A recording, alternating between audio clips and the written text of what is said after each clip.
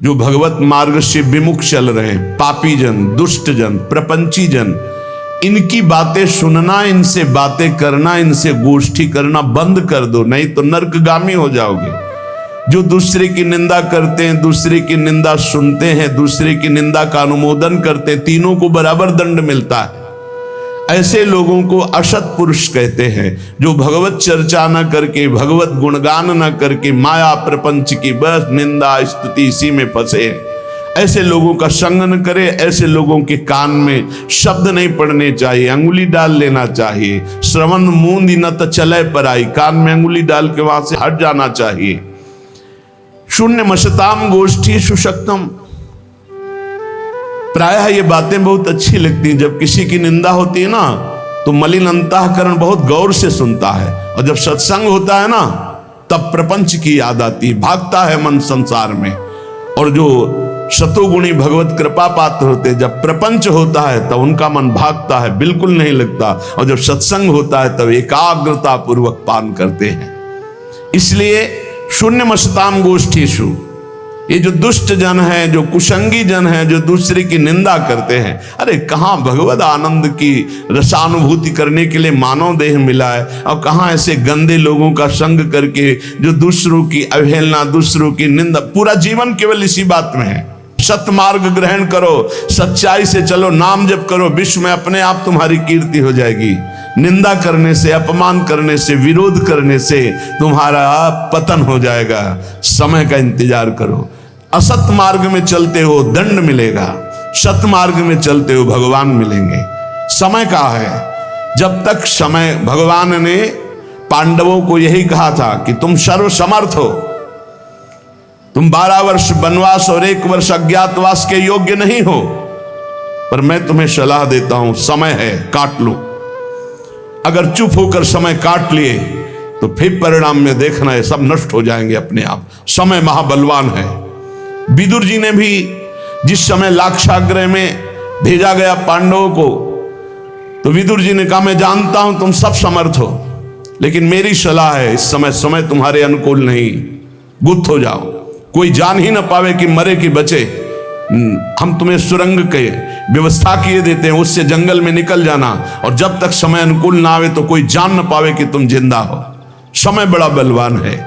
ये असत आचरण करने वाले, पापाचरण करने वाले, ये सदैव पतन को प्राप्त होते हैं, पर इनको समय का ज्ञान नहीं है।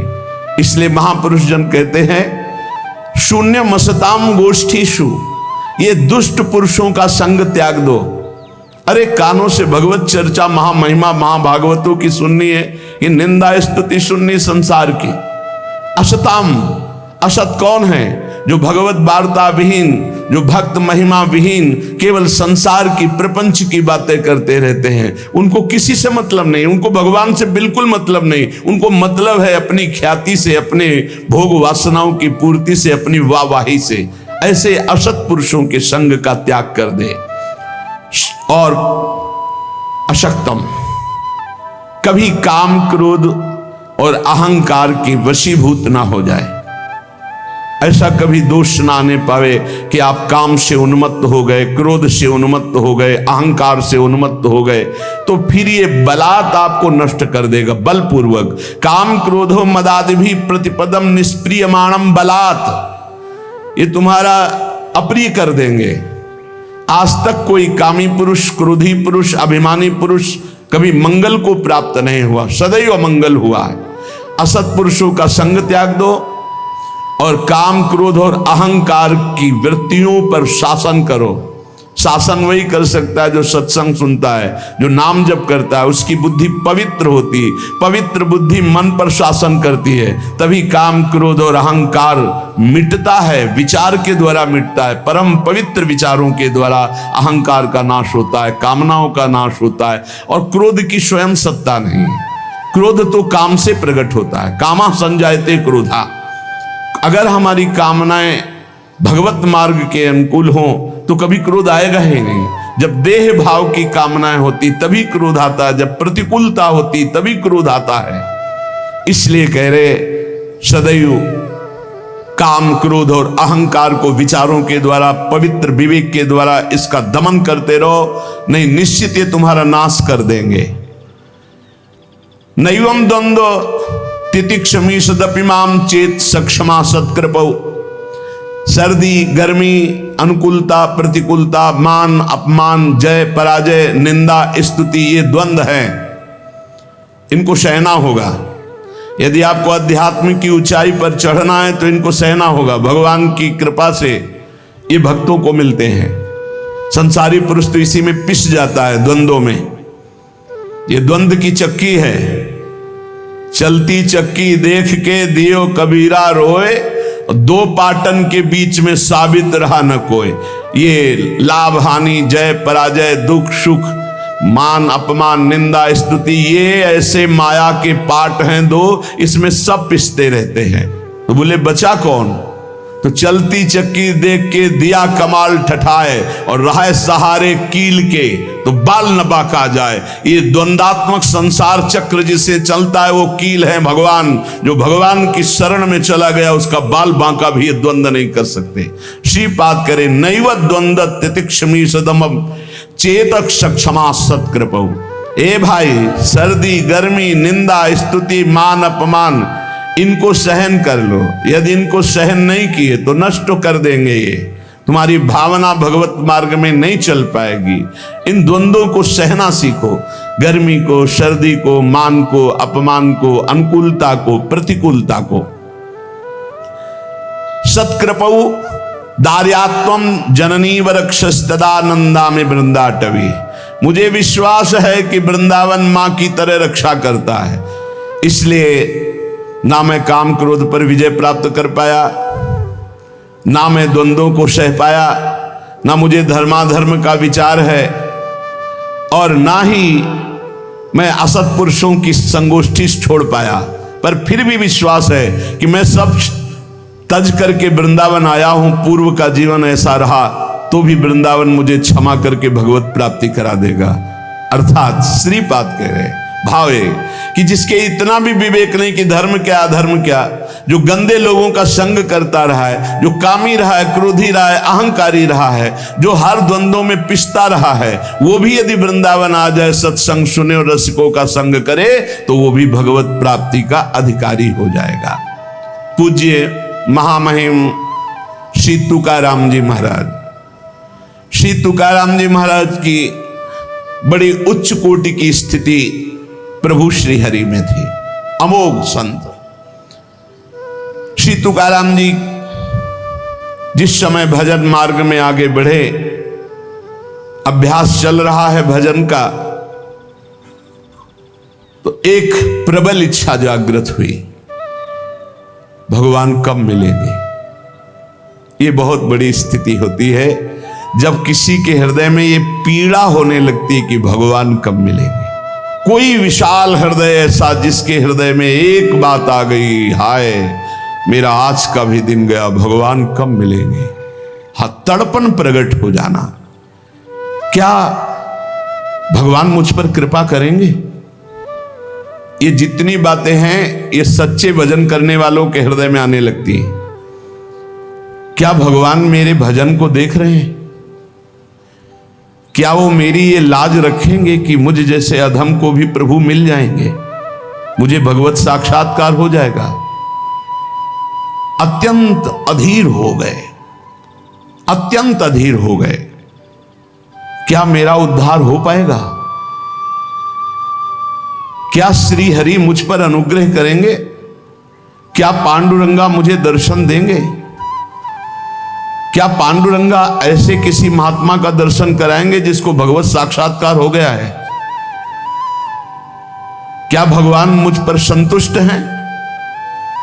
उनका चित्त ये बातें सोच सोच कर विकल होता कि ना भगवान का साक्षात्कार हुआ, ना ऐसे महात्मा का हमें साक्षात्कार हुआ जिनको भगवान मिल गए हैं। मेरी बुद्धि स्थिर कब होगी? मैं भगवान के रहस्य को कब जानूंगा? क्या शरीर छूटने से पहले ही पांडुरंगा का दर्शन हो जाएगा? विठ्ठल भगवान का जब दर्शन होगा तो मैं उनके चरण पकड़ लूंगा, उनके चरणों में लूटूंगा। गदगद कंठ होकर रोने लगते। कहते ये कब होगा, ऐसा कब होगा, मेरे सामने प्रभु होंगे, मैं उनके चरणों में लौट जाऊंगा, रोऊंगा बार बार, और वो मुझे करुणा करके फिर उठाकर अपने हृदय से लगाएंगे। और तुकाराम जी रोने लगते। ये देखो भक्तों का सुख, क्या विचार चल रहे हैं, उनके विचार कहाँ हैं। यही भजन की उन्नति है, जब विचार हमारे ऐसे चलने लगे। क्या मैं देख पाऊंगा कि चारों तरफ से प्रभु अपनी भुजाओं से मुझे आवेष्टित करके गले से लगाए हैं। कैसा रूप होगा मेरे प्रभु का, मुझे कैसी अपार शांति मिलेगी, मुझे कैसी तृप्ति मिलेगी। बस यही धुन चलने लगी श्री तुकाराम जी के। अब वो अपने मन ही मन ये सब भाव करते। एक दिन एक भाव बड़ा दृढ़ हो गया इन भावों में से, कि मुझे ऐसे संत पुरुष का दर्शन मिले जिन्होंने भगवान का साक्षात्कार किया हो, जिसने प्रपंच का पूरा बही खाता ही उड़ा दिया हो, कोई प्रपंच नहीं, एकमात्र भगवान में लीन। क्या ऐसे संत मुझे मिलेंगे? तुकाराम जी के हृदय में प्रबल लालसा। जितने पद लिखे थे, पीछे आपने सुना था कि इंद्राणी जी में बहा दिए, लेकिन एक भी शब्द गीला नहीं हुआ। जेव कते विठल भगवान अपने पास उस वाणी को उठा लिए।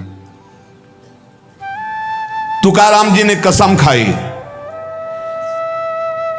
जिंदगी में कभी किसी के आगे हाथ नहीं फैलाऊंगा और किसी का प्रतिग्रह नहीं स्वीकार करूंगा। अगर स्वीकार करूं तो मुझे पाप लगे। शपथ है, मैं कभी किसी का प्रतिग्रह नहीं लूंगा।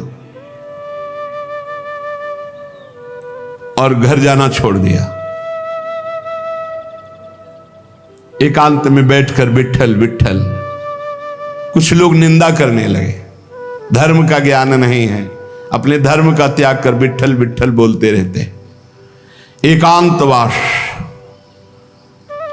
और वायु वेग से समस्त ग्रंथों का अध्ययन। वायु वेग माने बहुत तीव्रता से, फंसना नहीं। हर ग्रंथ देखते सार बात क्या है, सार बात क्या है, सार बात हरि भजन है। बस सब ग्रंथों को देखकर हरि भजन में राम कृष्ण हरि, जय जय राम कृष्ण हरि। कभी इसी का जप करते, कभी इसी का कीर्तन करते, कभी सुमिरन करते।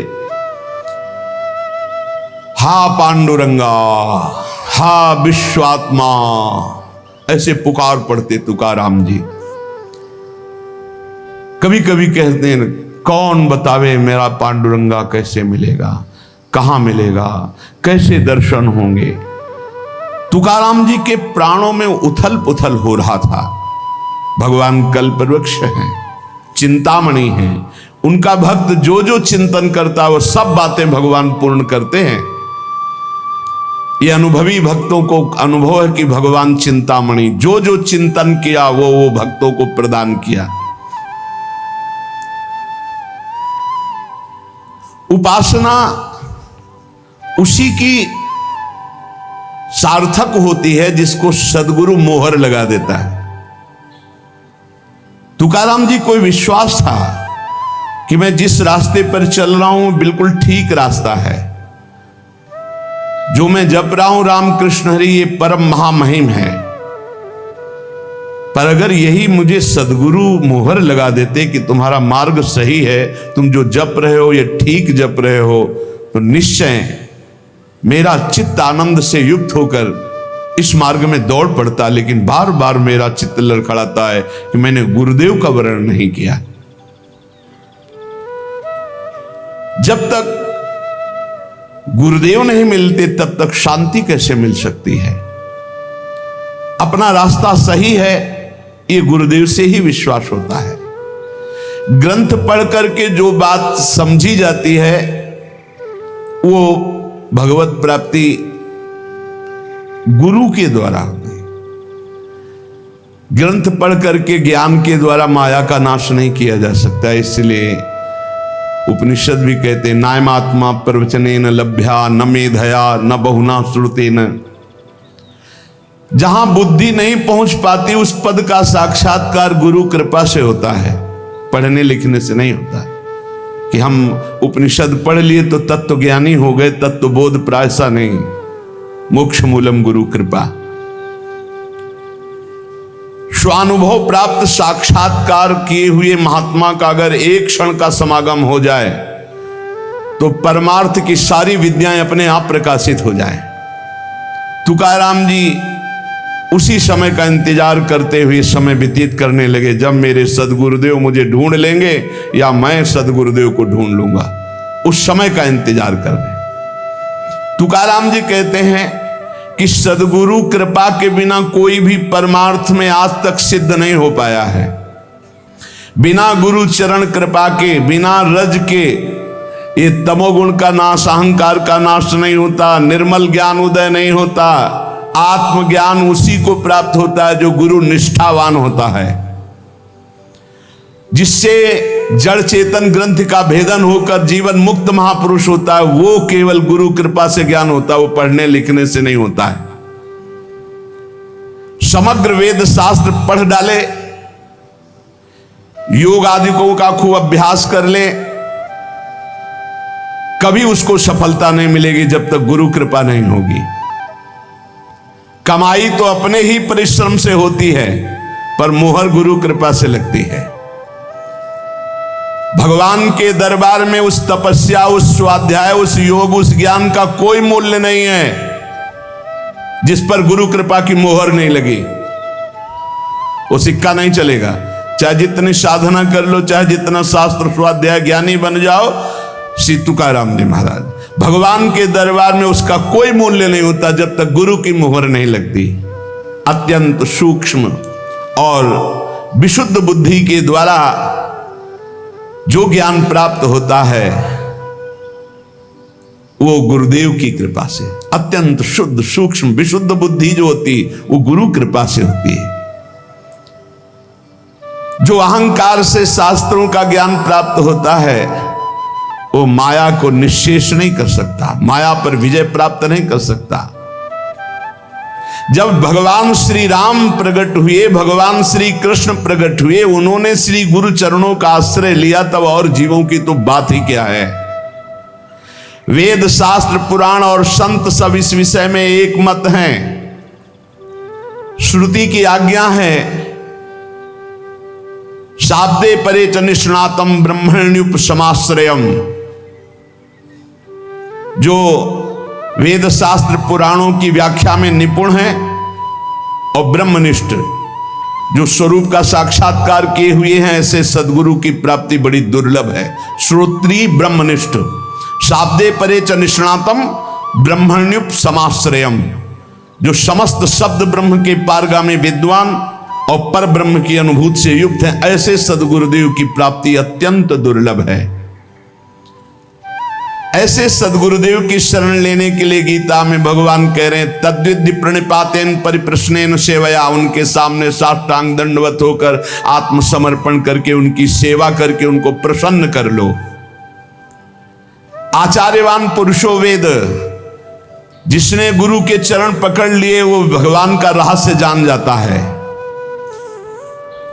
षडंगादि वेदो मुखे शास्त्र विद्या कवित्वादि गद्यम सुपद्यम करोति गुरोरंघि पद्मे मनश्चेन्न लग्नम ततः किम ततः किम ततः किम ततः किम।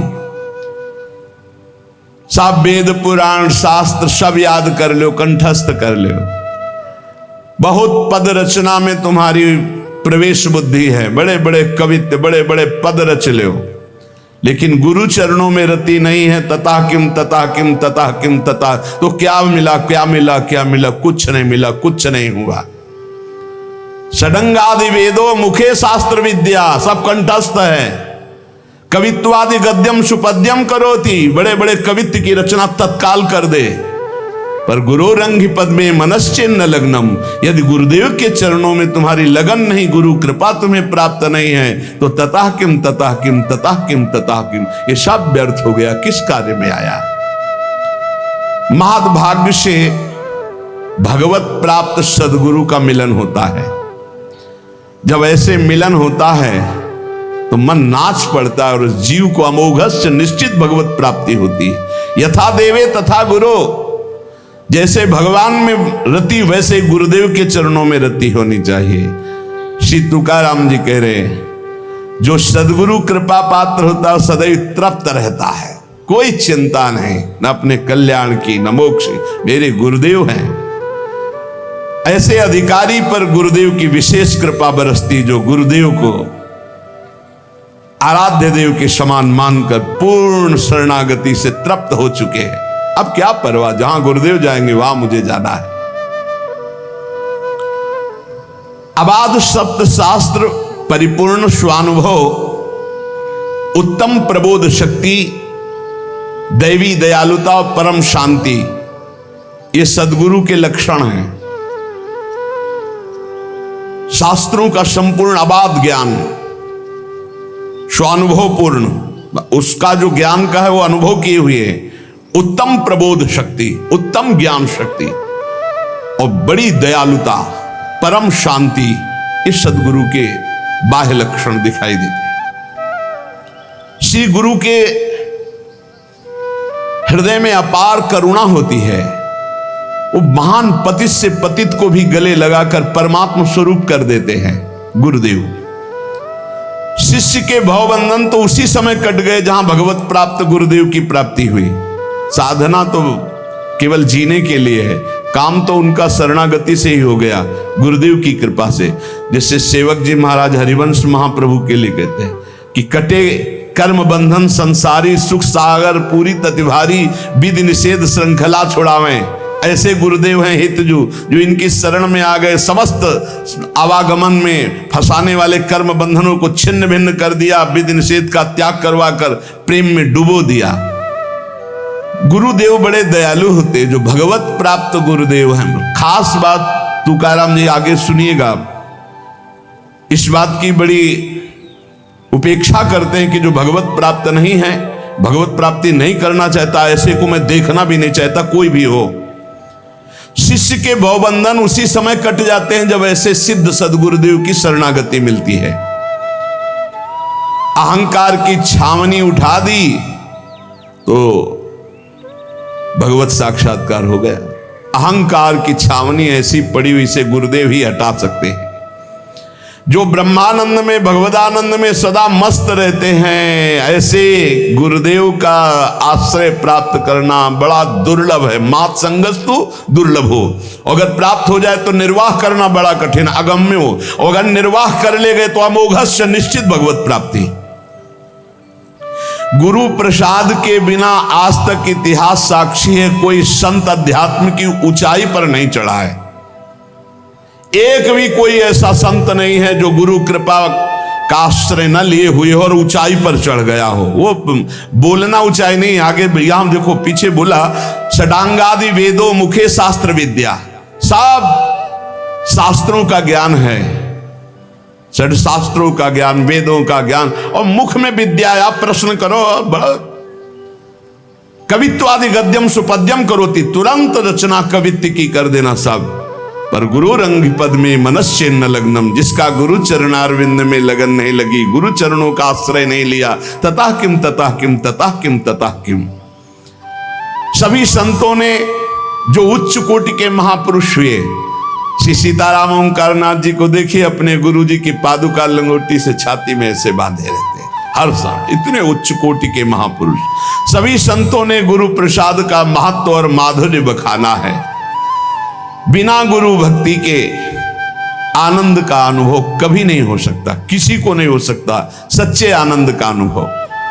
भगवान से मिलने की इच्छा करने वाले मुमुक्षु साधक को गुरुदेव ही वो नेत्र देते हैं जिससे भगवान का साक्षात्कार होता है।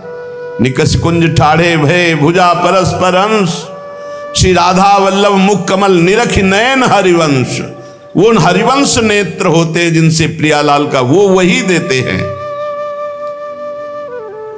गुरु शिष्य का संबंध बड़ा परम पावन अमृत संबंध है। ये मृत संबंध नहीं, मृत संबंध जैसे माता पिता का, भाई बहन का, दोस्त का, ये नाना प्रकार के सब मृत संबंध हैं, लेकिन गुरु का अमृत संबंध है। श्रद्धा, नम्रता, शरणागति, सेवा, आदर, इनके द्वारा शिष्य अपने गुरु के मन को अपनी तरफ खींच लेता है। श्रद्धा, नम्रता, शरणागति, सेवा, आदर, भाव, इनके द्वारा शिष्य गुरु के मन को अपनी तरफ आकर्षित करता है। और जे भी गुरु का मन आकर्षित शिष्य की तरफ हुआ कि आध्यात्मिक उन्नति उसकी प्रारंभ हो जाती है गुरु कृपा कटाक्ष से।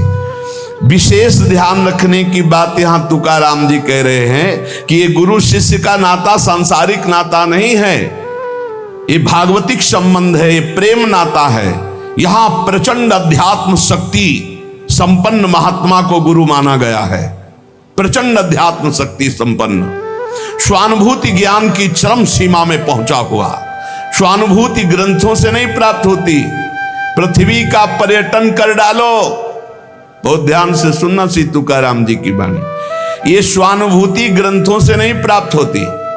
पूरी पृथ्वी की परिक्रमा कर डालो, सारी भूमि को चरणों से नाप डालो, हिमालय, काकेशय, आल्पस, इन बड़े बड़े पर्वतों को लांघ जाओ, समुद्र की गहराई ले लो, तिब्बत देश देख लो, एक एक जंगल छान डालो, स्वानुभव यथार्थ धर्म के रहस्य को छान डालो, पर बिना गुरु कृपा के त्रिकाल में तुम माया मुक्त नहीं हो सकते।